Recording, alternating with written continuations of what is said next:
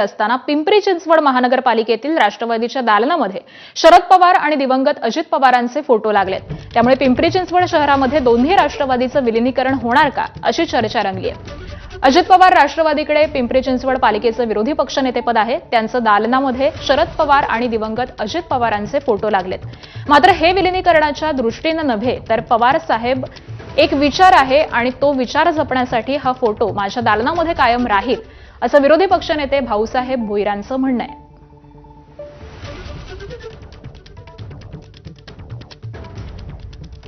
एकत्रित आम्ही राष्ट्रवादी असतानाच त्या कालखंडामध्ये आम्ही विरोधी पक्ष नेतेच होतो, त्यामुळे त्याच कालखंडामध्ये ती प्रतिमा त्या ठिकाणी लावलेली आहे। परंतु संपूर्ण परिस्थितीमध्ये जर बोलायचं तर माझ्या दृष्टिकोनातून पवार साहेबांची प्रतिमा ती तिथंच राहणार आहे। त्याचं कारण की मी माझ्या दृष्टिकोनातून पवार साहेब हे व्यक्ती नसून एक महाराष्ट्राचा विचार आहे आणि तो नवीन पिढीला तो विचार सतत तेवत राहावा, त्यामुळे पवार साहेबांची प्रतिमा निश्चित या ठिकाणी राहिला प्रश्न विलीनीकरणाचा तो आमच्यासारख्या कार्यकर्त्यांचा प्रश्न नाही।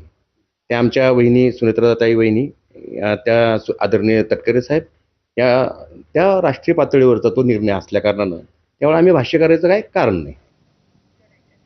पुढची बातमी आहे पुण्यामधून। पुण्याच्या महापौरांनी महापालिकेच्या सुरक्षेचा आढावा घेतला।